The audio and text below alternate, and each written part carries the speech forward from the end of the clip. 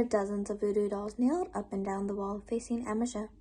They were faceless except for a pair of X for eyes drawn on each one with permanent marker. There were names written across their bodies. I found Kat, Robert, Ned, and Maury, and countless other employees in the department under Amisha's purview. Each one had a nail driven through its chest to hold it in place, and at the end of each nail was a black ribbon with a different business buzzword printed on it: hustle, grind, empower, execute, collaborate, stakeholder, rock star, definitor, equality, engagement, personal, stylist, brand, net programmer source. They were everywhere. I searched for one with my name. Dread mounted as I looked up and down and along the wall. Finally, I found the voodoo doll on the bottom row near the floor. It was close to one of the candles, which had signed parts of the doll burlap material and turned it black. Tiny beads spilled out from a growing hole. It had a nail and ribbon driven through it. Like all the others, mine read human capital. I didn't know what to do. I exited the room, quietly shut the door, and sat on the floor in the living room for a good 20 minutes. I was so shocked and bewildered by what I just seen. Things like Kilday's mysterious partner and all the strange occurrences I'd witnessed around the resort now seemed outlandish and trivial. I had my career and livelihood to think of now. Was I going to continue working for this company? If I did and moved up, was this the fate that awaited me? Should I start sending out job appliances? Was this limited to my employer or even just the hospitality industry? Were all corporations doing this? Was anywhere safe? Finally, I stood up and left the suite. Amisha surely had to get up and eat and use the restroom at some point. I didn't want to be around when she did. I went down the elevator and walked back to the lobby and my office in a daze. Check-ins were few and Ned wasn't a talker, so I was able to spend a couple of hours alone at my desk with minimalistic guest interactions. I must have been on autopilot for the handfuls of calls that reached me. I don't remember answering them. I sat there trying to figure out who to tell, running iterations over and over through my head. Should I contact the GM, the ownership, the police? None seemed like a good option. Everyone I went to would either not believe me, probably doing it themselves, or tell me it wasn't a crime and there was nothing for them to do. I decided the best thing I could do was nothing at all. By then, 8 was approaching. I told Ned I was going home. I walked off promptly, leaving my car in the parking garage. I needed a drink. I didn't want to be alone, and I had just the place to go.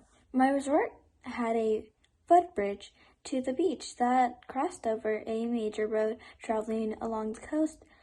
At the end of the bridge was a fake lighthouse and a curved staircase to the sand. I looked down at the beach in the cold night air. Winter temperatures by the water could reach the low 40s after sundown, so there was actually no one on the beach. There was a row of concrete fire pits along with the sand that families flocked to in the summer and sometimes reserved days for in advance, though on nights like this, they were usually vacant. But tonight there was one fire pit halfway between the bridge and the nearest lifeguard tower and was already in full blaze. I heard the familiar no-reels pumping from a notebook speaker. I saw Kilday's silhouette tossing pieces of wood into the fire. It wasn't strange, even troubling, and telling about where I was in life, that I sought comfort and company from the man who seemed to be connected to all the eerie phenomena over the past few days. I thought about it, but I didn't care. I zipped up my light jacket and discreted the staircase to the beach. I took my shoes off and carried them in my hand as I walked across the sand to the fire pit. Kilday lowered the music volume when he saw me approaching. There she is. I knew you couldn't resist a good time. Here, have one. He reached into a big Yeti cooler, opened a bottle of Modelo, and handed it to me. No one to stop us from drinking glass bottles out here. Well, the sign says no alcohol on the beach, but whatever, right? I turned the bottle upside down and chucked it like it was sophomore year. Got anything stronger? I wiped my mouth and asked. There's the Oprah I know, he said, digging back into the Yeti. He digged back into the Yeti, pulled out a full 2 liters, handed the Irish whiskey.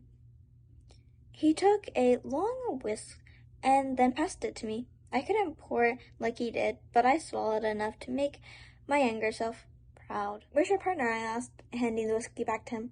Coming, he said, trying to hold back the sheer breath of his grin. How long have you been together? 10 years of yesterday. Aw, sorry they couldn't make it on the actual day. Nah, don't worry. We're not, how should I put this? Exclusive. My partner has a lot going on. Has to be in lots of places at once, you know? He said, taking another whisk. More whiskey? I laughed quietly, blurting and felt my throat burn. Ugh. I laughed. Maybe I was just sick of beer. A Modelo espresso coming right up. He snapped off the bottle cap and with his belt buckle, he tossed the open bottle to me. The beer splashed my hands and face when I caught it. You asshole, I said, laughing again and flickering drops at him. We drank, talked, and even roasted s'mores. I avoided bringing up Amisha. I didn't want to think about it, and partied with Kilday was the kind of relief I needed. Kilday soaked one of his s'mores in whiskey before holding it to the fire, and it lighted in flames like a torch, startling us both. He surprised me by taking a bite right out of it anyways, apparently none the worse for it. Eventually he quit on the whiskey and two-stepped down the beer with me. It turned out he brought a bag of limes he'd forgotten about, and we started cutting them into wedges on the lid of the Yeti with a knife and had a Malo logo on the handle. I wondered if that was the kind of company he consoled for. He sure loved the drinks, maybe expertise with the beverage company. There ended up being far more lime wedges than we had beer bottles to squeeze in them. So after another hour plus the drinking and chatting, we started tossing the limes into the fire. If we stayed really quiet, we could hear the juice popping inside them. Did you bring a trash bag? I asked, ever the hospitality professional, as I neared my limit and took stock of all the glass bottles in the sand around us. Kilday looked concerned for a second. Oops, he said before bursting out laughing and crackled his last bottle with mine.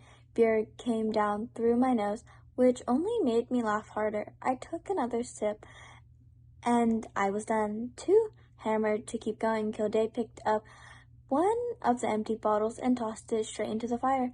I heard the glass shatter over the concrete pit, then tossed mine as well. Kilday smirked, reached for another bottle, and straight up baseball pitched it into the fire.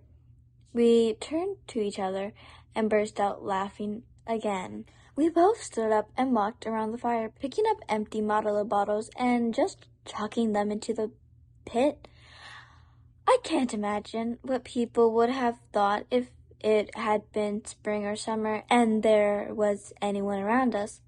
Oh, I exclaimed, spotting a particular deflated volleyball by the sidewalk, a short distance away. I almost tripped over my running through the sand to grab it. "Hey, Kilday," I shouted before giving it my best underhand serve and sending the volleyball soaring towards him. "Oh shit," he said, and turned up. Then the ball sailed over his outstretched hand and went right into the fire. Glowing embers shot out of the fire, immediately smelled of burning rubber. I rushed over to him. "I'm so sorry," I said, trying to pull him to his feet. Wait, he shouted, running towards the water. I watched as he grabbed a great long piece of beechwood and dragged it back to our pit. He stumbled, then